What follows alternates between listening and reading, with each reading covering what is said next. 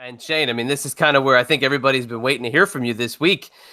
I just got to look at the people in the ring, and is that something that group of guys? And I know I'm not gonna, I don't want to. I'm not calling anybody out and saying this was exactly what happened, but when you have the COO Triple H, he's in the middle of the ring, Shawn Michaels, Kevin Nash, who is, is a very nice guy, but we know, where he's been in terms of the level of the business, and Scott Hall, who did not look very happy on this show.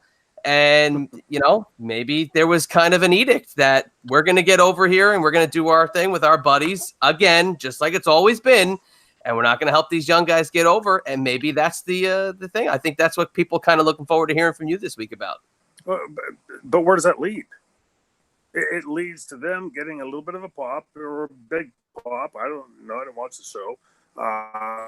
But whether they got a huge pop, the biggest pop in the history of the business, what did that do for the current roster? What did that do for Seth Rollins? What did it do to compel the fans watching at home, those few extra fans that tuned in this week?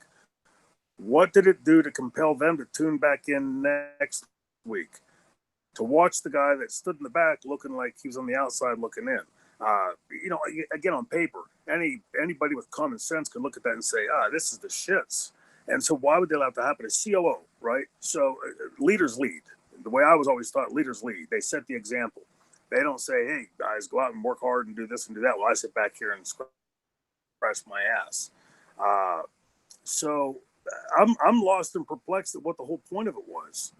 If it was to bring all these legendary names back and iconic names to give the rub to the kids, they certainly failed miserably at that. If it was to elevate those kids so that next week when they're gone, they can hopefully keep those ratings up, they failed miserably at that.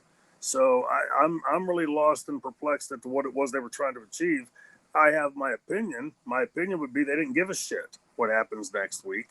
And pretty much that's what will happen. Nothing will happen next week. The rating will fall right back to where it's been, if not lower, because some number of fans will say, well, Stone Cold Steve Austin and the Click aren't here next week, and The Undertaker and all of the other people. So an effort and futility, honestly. As they're getting ready to launch $5 billion worth of contracts, they look like a drowning person trying to figure out who they can grab onto to keep from going under.